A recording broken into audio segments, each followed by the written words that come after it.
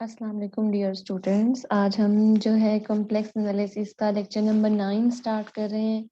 इसके अंदर सबसे पहले हम कुछ एक्सरसाइज डिस्कस करेंगे जो हम लिमिट, कॉन्टिन्यूटी और डिफरेंशिएबिलिटी से रिलेटेड होंगी। सबसे पहले हमारे पास एक्सरसाइज दी गई है जिसके हमने सॉल्व करना है by using the theorems of limits.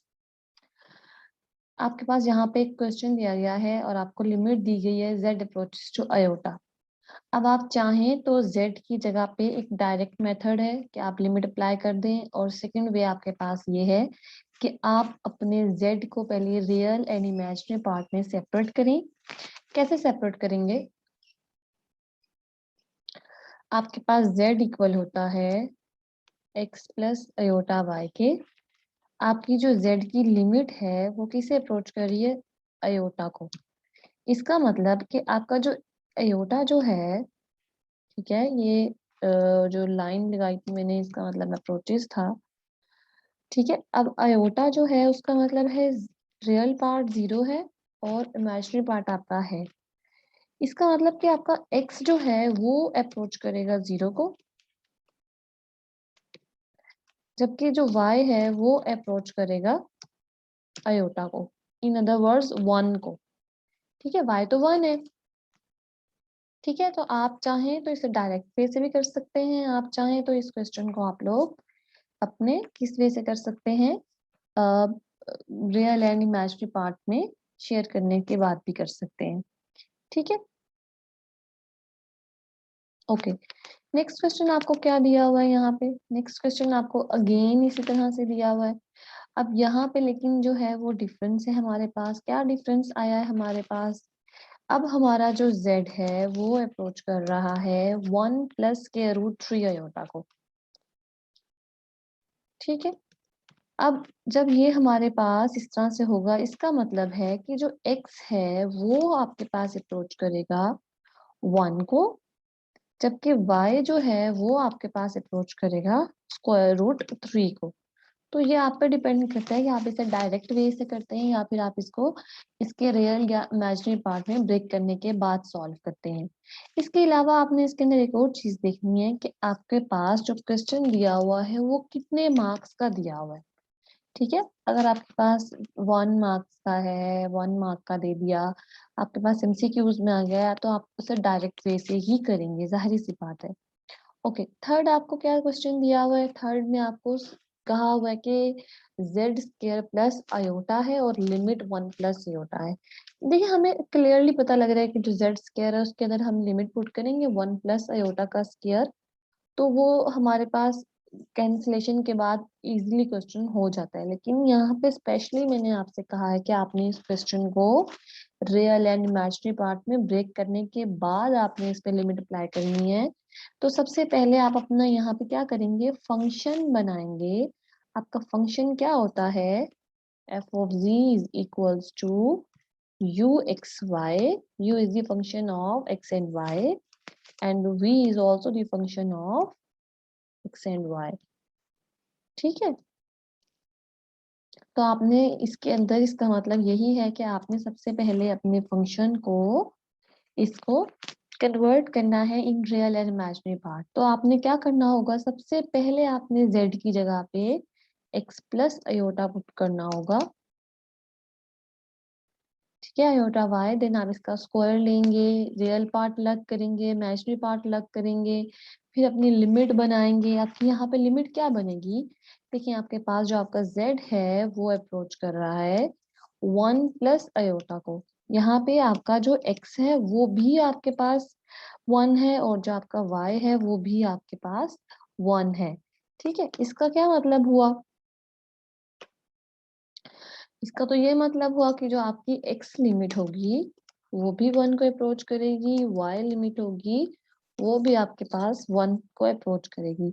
तो सबसे पहले यानी कि हमें यहाँ से ये भी पता चला कि जब हम इस क्वेश्चन को सॉल्व कर रहे होंगे तो हमें अपना सबसे पहले रियल फंक्शन, रियल पार्ट निकालना है, इमेजिनरी पार्ट निकालना है। देन हमने अपनी रियल पार्ट के ऊपर भी लिमिट्स अप्लाई करनी है, इमेजिनरी पार्ट पे भी अप्लाई करनी है। देन हमारा जो आंसर है वो एक प्योर इमेजिनरी नंबर आ जाएगा।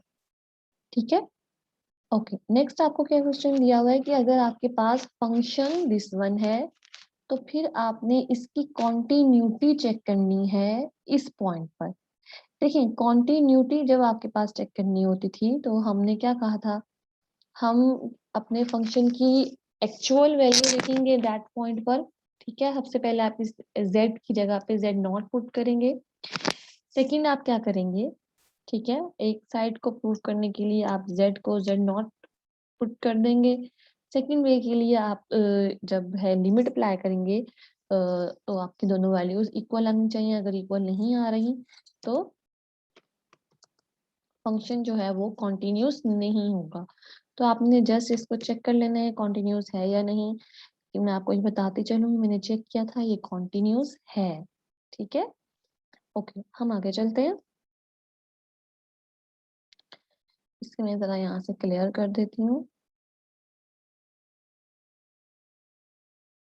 ठीक है, नेक्स्ट हमें क्या एक्सरसाइज दी हुई है, नेक्स्ट हमें यहाँ पे कुछ पार्ट्स दिए हुए हैं। हमें एक क्वेश्चन दे दिया गया। ठीक है, इस क्वेश्चन के अंदर हमें जो है ये हमारा जो है मेन पार्ट दिया गया है जिसकी हमने लिमिट फाइंड करनी है। देखिए अब उसने आपसे क्या कहा, हमारा मेन काम क्या है, हमने चेक करना है लिमिट एग्जिस्ट कर रही है या नहीं कर रही।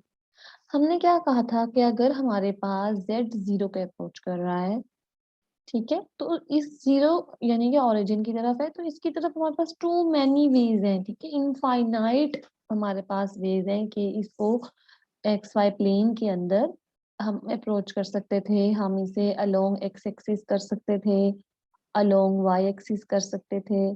ठीक है, फिर हमने वाई एम एक्स जो है वो एक वे देखा, Y equals to M X वाला। हमारे पास बहुत सारे वे हैं, पैराबोलिक वे से आ सकता है, कर्व टाइप आ सकता है, कुछ भी आ सकता है।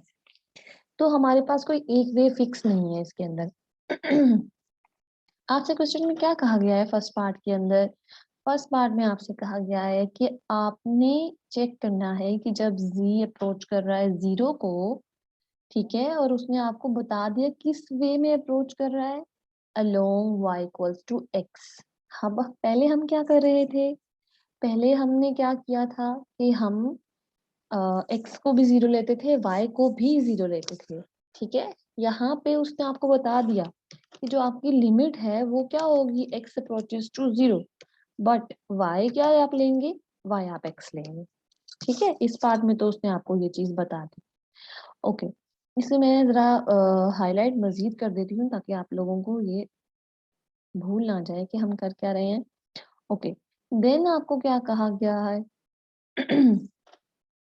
आपसे कहा गया कि व्हाट वैल्यू डज द, ठीक है, नेक्स्ट आपको दिया गया है कि आपने बताना है जब आपका z अप्रोच कर रहा है जीरो को, ठीक है, किस वे के अंदर, जब y इक्वल है माइनस एक्स के।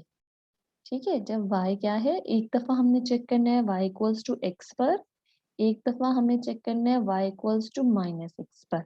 इसमें क्या होगा, सेम आपकी कंडीशन रहेगी, बस आपने y की जगह पे माइनस एक्स पुट कर देना है। फिर आपने क्या करना है, चेक करना है कि इन दोनों वे पे जाने के बाद आपकी लिमिट जो है वो यूनिक है या नहीं। अगर आपकी लिमिट यूनिक होगी तो आपकी लिमिट एग्जिस्ट कर रही होगी, यूनिक नहीं होगी तो लिमिट एग्जिस्ट नहीं कर रही होगी। जहाँ पे ये वर्ड एक्सप्लेन आ जाएगा इसका मतलब है आपने क्या करना है, यहाँ पर आप लोगों ने यहाँ पे अपने क्राइटेरिया को डिस्कस करना है कि आपकी लिमिट कब एग्जिस्ट करती है। ठीक है, रियल एनालिसिस में या कैलकुलस के अंदर हमने क्या कहा था कि जब हमारी लेफ्ट हैंड लिमिट और राइट हैंड लिमिट इक्वल हो जाती है या फिर हमारे पास यूनिक लिमिट होगी तो हमारे पास लिमिट एग्जिस्ट करेगी, या फिर अगर हमारी लिमिट एग्जिस्ट करती है तो वो यूनिक होती है।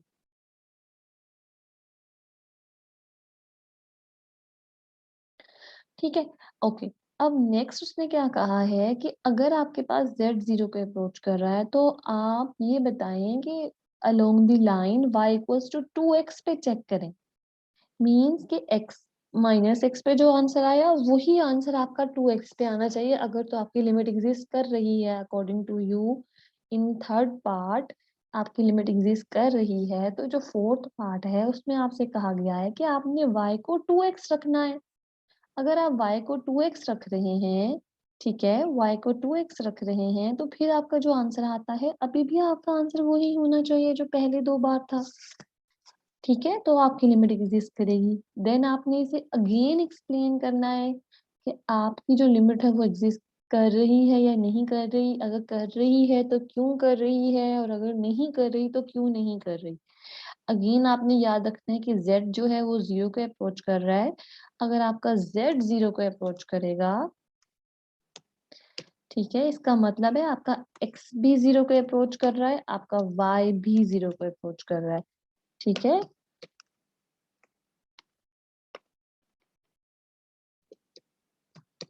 ओके, ठीक है, नहीं ये चीज याद रखनी है, ये इसमें बहुत इंपॉर्टेंट पॉइंट है। अच्छा, अब आपके पास ये हो गया क्वेश्चन, ये आपकी ये एक्सरसाइज होगी जो आपने करनी है। ठीक है, इसमें कोई भी इशू आया आपने मुझसे पूछ लेना है। अच्छा, हम आगे चलते हैं, आगे देखते हैं क्या है हमारे पास। नेक्स्ट आपको यहाँ पे मैंने कुछ लिमिट की एक्सरसाइज दी है, आपने ये अच्छे से करनी है। ठीक है, यहाँ पे ये लिमिट की सारी एक्सरसाइज है, आपने चेक करना है कहाँ लिमिट एग्जिस्ट कर रही है, कहाँ नहीं कर रही, क्या क्राइटेरिया लग रहा है। आप इसे डायरेक्ट वे से भी कर सकते हैं, आप इसको रियल इमेजिनरी पार्ट में ब्रेक करने के बाद भी कर सकते हैं। ठीक है, नेक्स्ट आपको जो है मैंने कुछ कॉन्टिन्यूटी की एक्सरसाइज दी है, आपने यहाँ पे चेक करना है कि इन पॉइंट्स के ऊपर आपका फंक्शन कॉन्टिन्यूस है या फिर नहीं है। ओके हो गया।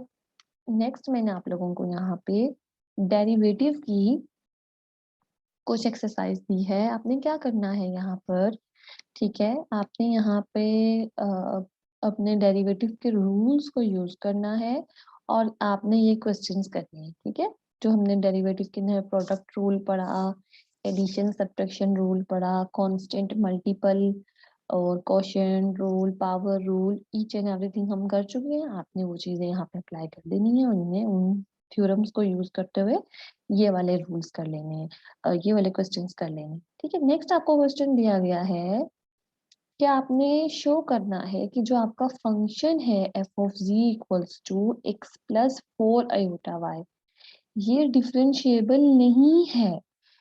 किसी भी पॉइंट पर कॉम्प्लेक्स प्लेन के अंदर कोई भी आप पॉइंट लेते हैं, ये आपका फंक्शन डिफरेंशिएबल नहीं है। ठीक है, अगर आपका ये फंक्शन डिफरेंशिएबल नहीं है, इसका मतलब तो ये हुआ इसकी लिमिट एग्जिस्ट नहीं कर रही होगी ना, जैसे कि हमने लास्ट टाइम पे बात की। आपके पास जो है यहाँ पे यू एक्स वाई की वैल्यू दी हुई है। ठीक है, आप यहाँ पे पहले तो कोई भी पॉइंट सबसे पहले कंसीडर कर लें, जो आपने जेड यहाँ पे जैसे कि कंसीडर किया हुआ है। आपका जो एफ ऑफ जी होता है वो क्या होता है, यू एक्स वाई प्लस, वैसे मैं आपको ये क्वेश्चन करवाया है मैंने आपको एक, जिसके अंदर मैंने आपसे कहा था कि आपने कॉन्टिन्यूटी जो है वो डिस्कस करनी है। ठीक है, यहाँ पे आपको क्या दिया हुआ है, F of G X plus iota 4y। इसका मतलब तो ये हुआ कि आपको यू एक्स वाई की वैल्यू भी दे दी गई है, वी एक्स वाई की वैल्यू भी दे दी गई है। ठीक है, एक्स है फॉर एग्जाम्पल, और वी एक्स वाई जो है वो आपके पास 4y है। ठीक है, इसे मैं ठीक कर देती हूँ। ओके, ये आपके पास 4y है। अब आपको क्या करना था, अपने जो है कोई भी पॉइंट z कंसीडर किया हुआ है जहाँ पे लिमिट एग्जिस्ट कर रही है, तो जहाँ पे आपने चेक करना है डिफरेंशिएबल है या नहीं। z किसके इक्वल होता है, x प्लस आयोटा y। ठीक हो गया। अब आपके पास अगेन वही वे है कि आप इसे चेक करेंगे along X axis, along real axis check करेंगे आप। हमने क्या क्या वे चेक लिए हैं, आप ओनली 2 वे ले लें, आपने तो जस्ट ये प्रूव करना है कि डिफरेंशिएबल नहीं है। ठीक है, अलोंग रियल एक्सिस करने से चेक, फिर आप इसको सेकंड पर इमेजिनरी एक्सिस पे चेक करेंगे। ठीक है, ओके हो गया ये भी। आपने इसे चेक कर लेना है, मैं आपको ऑलरेडी इस तरह का एक क्वेश्चन करवा चुकी हूँ, आपने सेकंड भी कर लेना है। ठीक है, अब नेक्स्ट आपको क्या कहा गया है कि आपको एक फंक्शन दे दिया गया है। ये जो फंक्शन है आपको दिया गया है, आपने क्या करना है, हमें बताना है कि ये डिफरेंशिएबल है या नहीं। ठीक है, और सेकंड वे पे ये भी हो सकता है कि आपसे कहा जाए कि आपने ये प्रूव करना है कि ये डिफरेंशिएबल नहीं है ओरिजिन पर। यानी कि जब आपकी लिमिट डेल्टा जी अप्रोच करती है 0 पे, इसका मतलब ये वही चीज जो अभी हमने लास्ट टाइम पे की, हमने ये शो किया था हमारा फंक्शन कॉन्टिन्यूस है, डिफरेंशिएबल नहीं है। हमने क्या कहा था, डेल्टा जी को delta X plus iota delta Y कह दिया था। इसने अब आपसे क्या कहा है, आपने कहाँ कहाँ चेक करना है, आपने अलोंग एक्स एक्सिस चेक करना है। ठीक है, अलोंग एक्स एक्सिस का मतलब है कि हमने इसको उस वे में चेक करना है जहाँ पे हमारा वाई जीरो होता है। ठीक है, तो यहाँ पे आपका डेल्टा वाई जीरो होगा।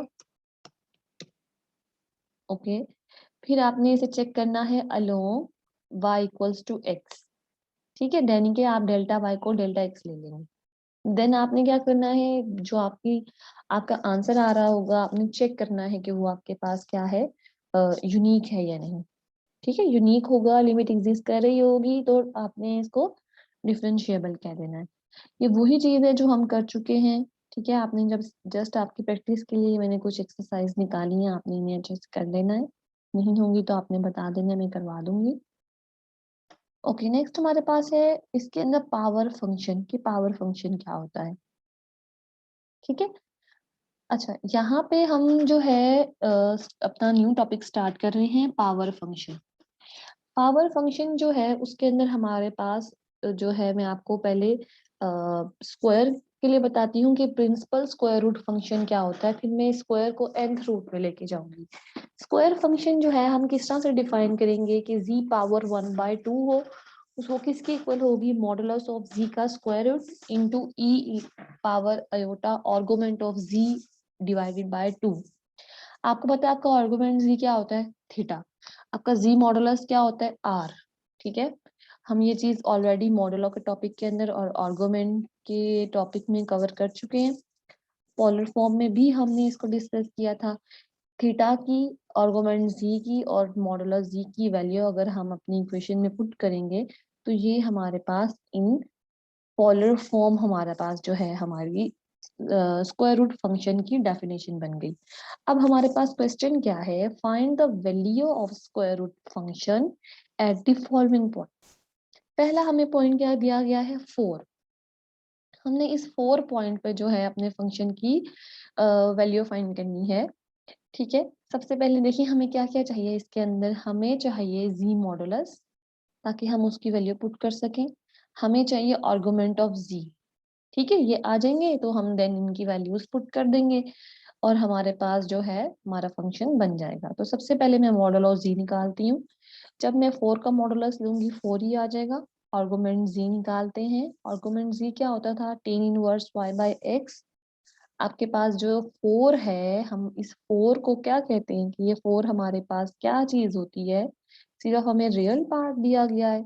इसको लिख सकते हैं 4 प्लस 0 अयोटा, मीन्स कि हमें x की वैल्यू 4 दी हुई है, y जो है हमें 0 दिया हुआ है, वो हम यहाँ पे पुट करेंगे।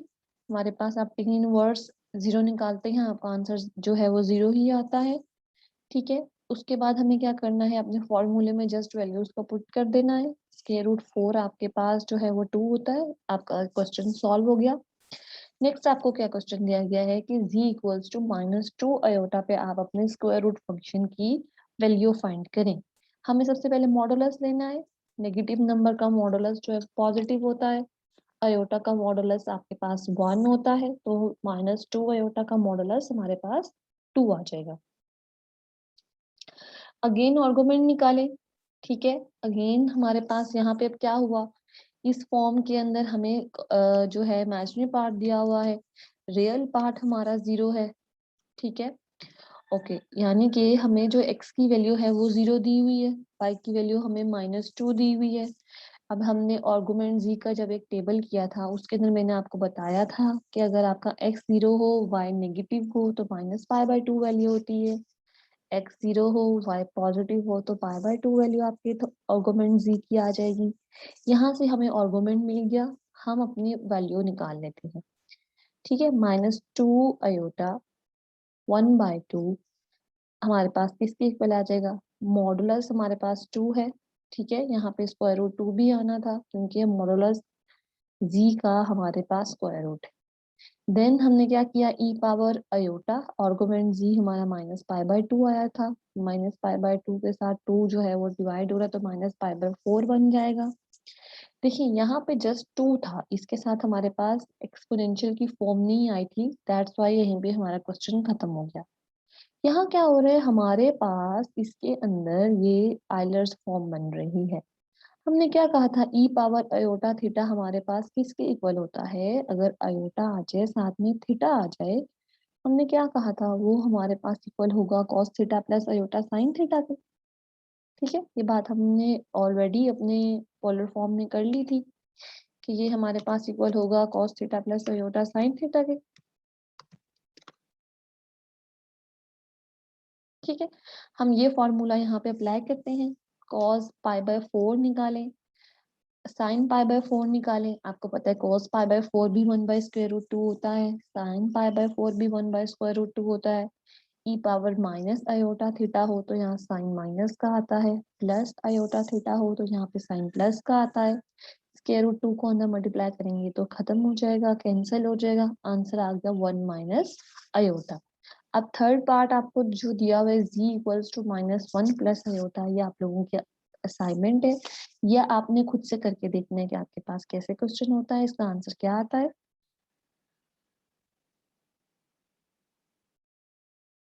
ओके, नेक्स्ट हमारे पास यही क्वेश्चन जो है वो nth रूट के लिए है कि अगर हमारे पास 2 से ज्यादा वैल्यू हो जाए देन क्या हम यही फॉर्मूला यूज कर सकते हैं।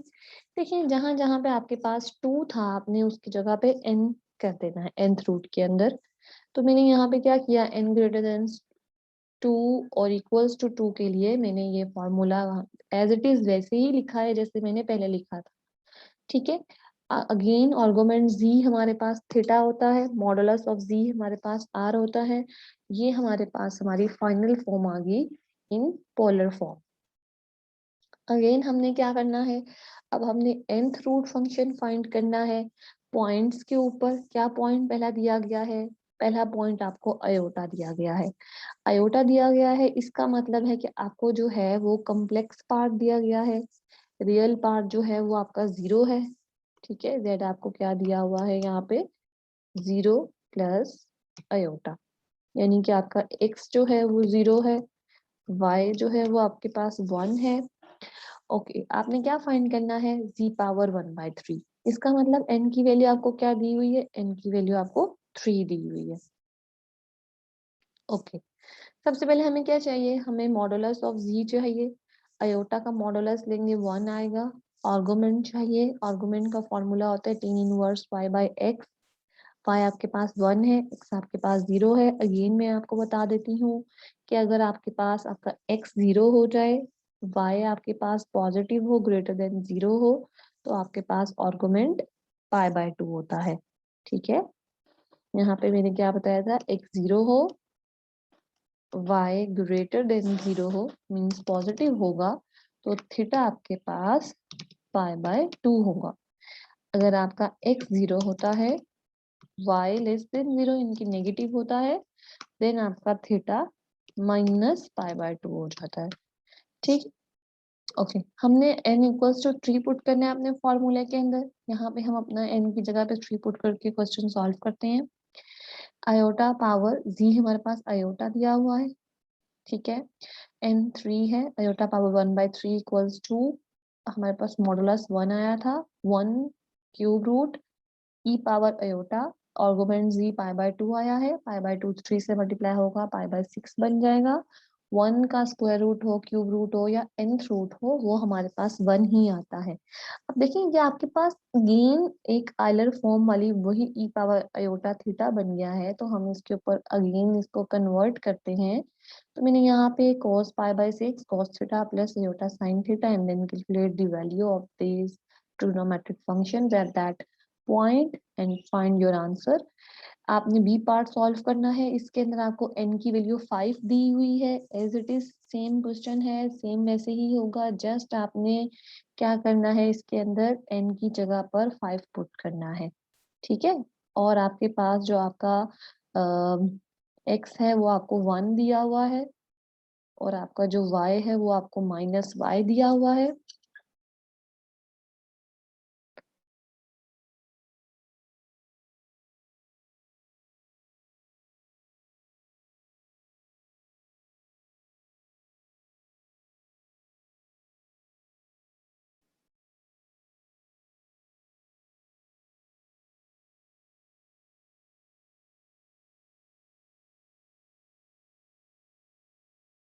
ठीक है।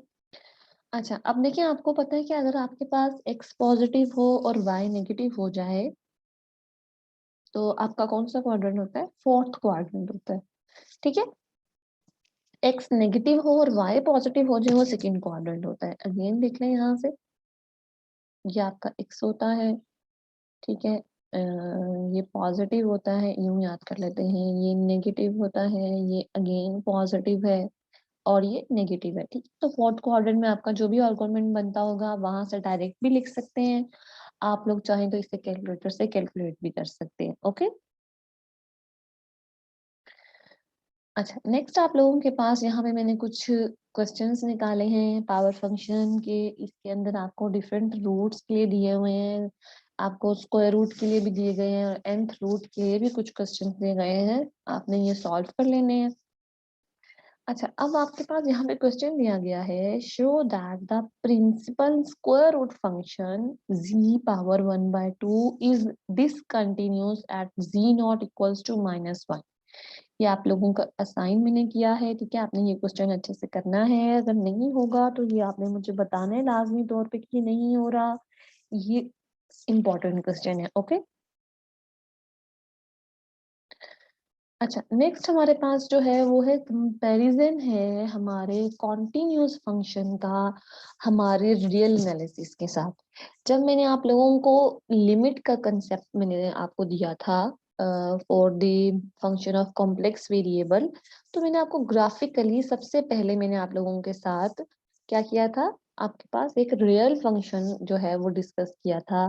सबसे पहले मैंने आप लोगों को कैलकुलस से स्टार्ट किया था। मैंने आप लोगों को पहले वो वाली फॉर्म, वो डेफिनेशन रिवाइज करवाई थी जो आपने अभी तक पढ़ी, कैलकुलस में पढ़ी या आपने रियल एनालिसिस में अपने पढ़ी होगी। ठीक है। फिर मैं फंक्शन ऑफ कॉम्प्लेक्स वेरिएबल पर आई और उसकी लिमिट डिस्कस की। बिल्कुल उसी तरह से यहाँ पे अब हम क्या कर रहे हैं कि जो हमने यहाँ पे अपने कॉन्टिन्यूस फंक्शंस पढ़े कॉम्प्लेक्स वेरिएबल के, हम उनको कंपेयर करेंगे अपने कैलकुलस के साथ, हम अपने रियल एनालिसिस के साथ, हम अपने रियल वेरिएबल फंक्शंस के साथ जो है वो कंपेयर करेंगे और चेक करेंगे कि जो हमारा फंक्शन है वो हमारे पास कहाँ पे जो है वो कॉन्टिन्यूस है और किस फॉर्म में कॉन्टिन्यूस नहीं है। ओके। ठीक है। अब देखिए आपको याद होगा कि जब हम रियल एनालिसिस के अंदर या सिंपल कैलकुलस की बात कर लेते हैं, कैलकुलस के अंदर जब हम बात करते थे, ठीक है, कि हमारा फंक्शन जो है वो आ, हमारे पास जो है कॉन्टिन्यूस कब होता था। ठीक है। हमने जब ये बात की, हमने कहा कि अगर तो मेरे ग्राफ जो हैं, जो मैं ग्राफ बना रही हूँ, उन ग्राफ के अंदर कोई किसी किस्म का ब्रेक नहीं आता, ठीक है, किसी किस्म का कोई गैप नहीं आ रहा, कोई जंप नहीं आ रही, तो मेरा फंक्शन जो है वो कॉन्टिन्यूस होगा। जैसे मैंने यहाँ पे ये एक कर्व बना ली। ठीक है। ये फॉर एग्जांपल मैंने एक कर्व ले ली है, ये मेरे पास कॉन्टिन्यूस है। ठीक है। या फिर मैंने एक ऐसा फंक्शन ले लिया जिसके अंदर किसी किस्म की कोई जंप नहीं आ रही, लाइक दिस वन। ठीक है। वो कोई भी हमारे पास जो है वो टाइप हो सकती है। हम जो है यहाँ पे कोई ऐसे फंक्शन ले लेते हैं। ठीक हो गया। ये भी हमारे पास जो है वो कॉन्टिन्यूटी में आ जाती है। देन मैं इसके अंदर यहाँ पे एक और ट्राई कर लेती हूँ। फॉर एग्जाम्पल हम इस तरह से कोई फंक्शन ले लेते हैं। ठीक है। या हम एक सिंपल पैराबोला ले लेते हैं, कोई कर्व भी ले लेते हैं जिसके अंदर किसी किस्म का कोई गैप नहीं आ रहा, कोई जंप नहीं है, कोई होल नहीं है, उसे हमने कहा था कि वो हमारे पास कॉन्टिन्यूस फंक्शन है। ठीक है। और हमने कहा ऐसा फंक्शन जिसके अंदर हमारे पास गैप आ रहा हो, हमारे पास जी जम्स आ रही होंगी, वो हमारा जो फंक्शन है वो हमारे पास जी क्या होगा, डिसकॉन्टिन्यूस होगा या फिर पीस वाइज कॉन्टिन्यूस फंक्शन होगा। जैसे हमने एक होल्स वाला या फिर हमने जम्स वाला या ब्रेक्स वाला फंक्शन देखा, कुछ इस तरह से था। ठीक है। ये हमने क्या कहा था, डिसकॉन्टिन्यूस है या फिर पीस वाइज कॉन्टिन्यूस फंक्शन है। ओके। बिल्कुल हमने एक और बात यहाँ पे की कि हमारे पास जो है रियल एनालिसिस के अंदर जब हम फंक्शन लेते हैं, या फिर हमने ये जो कर्व ली थी y equals to F of X, हम इस कर्व देखिए यहाँ पे जो मैंने कर्व ली हुई है y equals to F of X, ठीक है। हमने क्या कहा कि अगर इसमें कोई जंप नहीं है, ठीक है, हमारे ग्राफ के अंदर किसी किस्म की कोई ब्रेक नहीं है,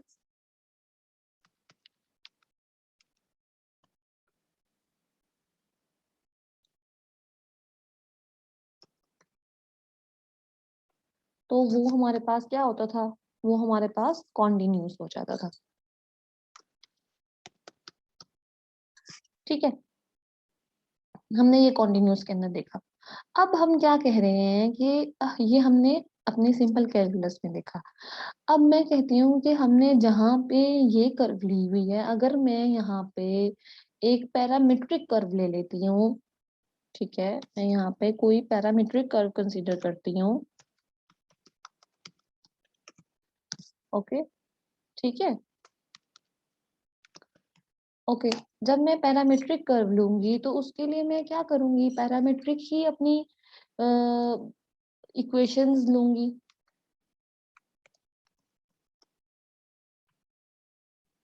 ओके। पैरामीट्रिक कर्व के लिए पैरामीट्रिक इक्वेशंस होंगी। क्या पैरामीट्रिक इक्वेशंस होती थी, x equals to x of t, right, y equals to y of t।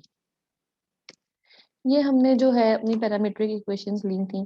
फिर हमने कहा था कि हमारी जो है ये पैरामीट्रिक इक्वेशंस जो हैं वो कॉन्टिन्यूस होती हैं अगर x और y कॉन्टिन्यूस हो, ठीक है। हमने इसके अंदर क्या बात की थी, हमने कहा था कि हमारी जो पैरामीट्रिक कर्व है वो कॉन्टिन्यूस होगी, ठीक है, अगर तो x और y कॉन्टिन्यूस, हमने यहाँ पे ये बात की, ठीक है। तो मैं इसको भी यहाँ पे लिख देती हूँ,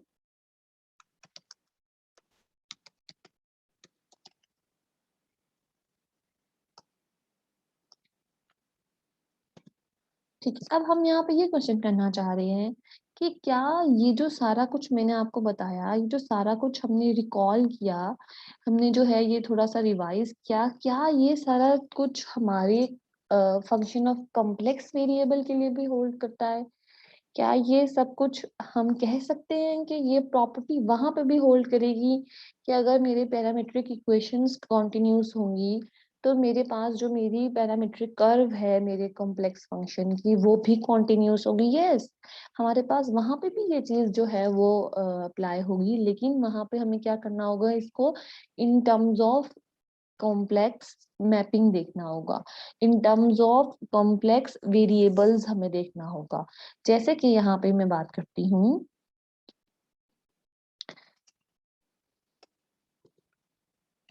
कॉम्प्लेक्स एनालिसिस के अंदर हम इसको देखते हैं, ठीक है।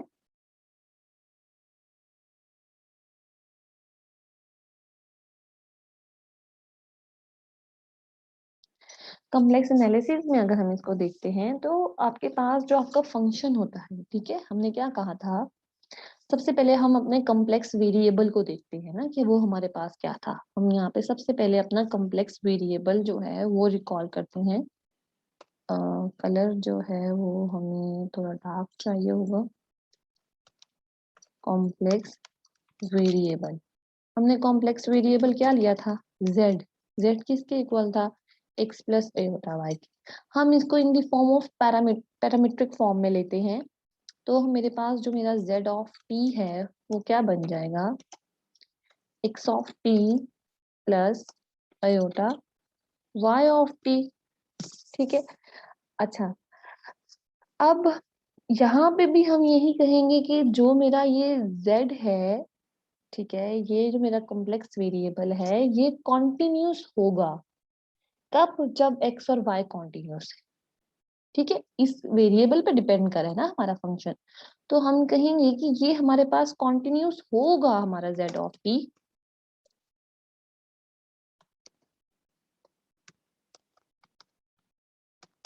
कब, जब हमारे पास x of t and y of t continuous है, ठीक है, ओके। ये चीज हमने यहाँ पे देख ली। अब हमने इसके बारे में भी बात कर दी कि भाई हमारे पास जो है हमारा कॉम्प्लेक्स वेरिएबल जो है वो कॉन्टिन्यूस होगा। ओके, अब हम कहते हैं कि अगर ये सब कुछ कॉन्टिन्यूस हो रहा है तो हम एक एग्जाम्पल से बताएं। ये तो एक कहानी हो गई कि रियल के अंदर हमने कहा X of T Y of T जो है वो एक्स और वाई कॉन्टिन्यूस हैं, तो हमारे पास जी हमारा फंक्शन कॉन्टिन्यूस है। यहाँ पे हम कह रहे हैं कि हमारी X of T Y of T parametric curve जो है वो कॉन्टिन्यूस होंगी, तो हमारा कॉम्प्लेक्स वेरिएबल भी जो है वो कॉन्टिन्यूस हो जाएगा। ओके, यहाँ पे मैं क्या करती हूँ, एक यहाँ पे मैं कंसीडर कर लेती हूँ फंक्शन, ठीक है, जो कि मेरे पास एक कॉन्टिन्यूस कॉम्प्लेक्स फंक्शन होगा। ओके, मैं यहाँ पे कंसीडर कर लेती हूँ एक कॉन्टिन्यूस कॉम्प्लेक्स फंक्शन, ठीक है। कॉम्प्लेक्स फंक्शन किस फॉर्म में होता है, एफ ऑफ जी, या फिर complex function of complex variable हम इसे कहते थे। एफ ऑफ जी क्या होता था, U x Y plus iota V x Y, ठीक है। और मैं यहाँ पे कंसीडर कर लेती हूँ एक continuous parametric curve,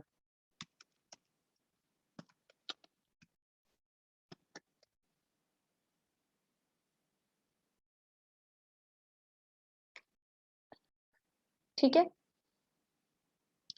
parametric curve मैंने यहाँ पे कंसीडर की, वो मेरे पास क्या थी, Z of T. Okay, Z of T मेरी पैरामीट्रिक कर्व थी, X of T plus iota Y of T. Okay हो गया, ठीक है। अब अगर आप देखें तो इसके अंदर आपको क्लियरली तौर पे नजर आएगा कि ये जो एफ ऑफ जेड है ये आपके पास क्या है, फंक्शन है कॉम्प्लेक्स वेरिएबल का। यू आपके पास फंक्शन है रियल वेरिएबल्स का। वी आपके पास फंक्शन है रियल वेरिएबल्स का एक्स और वाई का, ठीक है। इसका मतलब तो ये हुआ कि जब एफ फंक्शन है कॉम्प्लेक्स वेरिएबल्स का, U and V is the function of real variables X and Y, then it's means U x Y और जो वी एक्स वाई है वो आपके पास क्या है, वो आपके पास कॉन्टिन्यूस रियल फंक्शंस हैं, ठीक है। यहाँ पे मैं जस्ट आप लोगों को इस एग्जांपल से कुछ चीजें क्लियर कर पाना चाह रही थी। ओके, इसमें हमारे कुछ रिजल्ट्स भी जो हैं वो यूज हो जाएंगे। फिर हमने क्या पढ़ा, एक्स ऑफ टी और वाई ऑफ टी की बात की। एक्स ऑफ टी और वाई ऑफ टी जो हैं वो आपके कॉम्प्लेक्स, सॉरी वो आपके कॉन्टिन्यूस फंक्शंस हैं, ठीक है। एक्स ऑफ टी और y of t continuous functions हैं, u x y v x y continuous real functions हैं। ओके, अब आप लोग देखिए यहाँ पे एक और चीज है हमारे पास नोट करने के लिए। अच्छा जी, यहाँ पे क्या ऐसी चीज है, जब हम z को एक पैरामीट्रिक कर्व से रिप्लेस कर रहे हैं तो यहाँ पे मेरे पास बन रहा है F of G of T, ठीक है।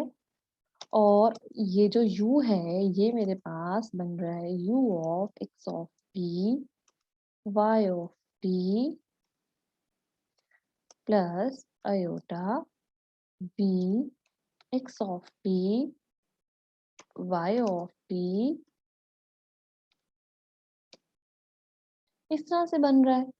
ओके, अगर आप लोग गौर करें तो आप लोगों को मैंने पहले भी बताया था कि, और आप लोगों को शायद ये बात पता भी हो कि जो पैरामीट्रिक फंक्शंस होते हैं ना, उन पैरामीट्रिक फंक्शंस पर ही बेसिकली आपका चेन रूल लगता है, या फिर जो आपके कॉम्पोजिट फंक्शंस होते हैं उन पे आपका चेन रूल लगता है। अब देखिए ये किस तरह से हो गया कि आपका फंक्शन है कॉम्प्लेक्स वेरिएबल का, कॉम्प्लेक्स वेरिएबल जो है वो मजीद डिपेंड कर रहा है टी पर। u is the function of x and y and x and y also depends on the variable t which is the parametric, ठीक है। तो हमने क्या बात पढ़ी थी, आप लोगों को शायद याद हो कि हमने एक थ्योरम किया था लास्ट टाइम पे, हमने एक थ्योरम जो है वो प्रूव किया है कि अगर मेरे पास दो फंक्शन कॉन्टिन्यूस हैं एफ ऑफ जी एक हमने लिया था और एक हमने जी ऑफ जी लिया था, दो फंक्शन कॉन्टिन्यूस हैं। ठीक है, तो फिर हमारे पास क्या होगा कि जो उनका कंपोजिशन लेंगे, कंपोजिट लेंगे, वो भी हमारे पास फिर जो है वो कॉन्टिन्यूस हो गया था। ठीक है, then composition is also continuous।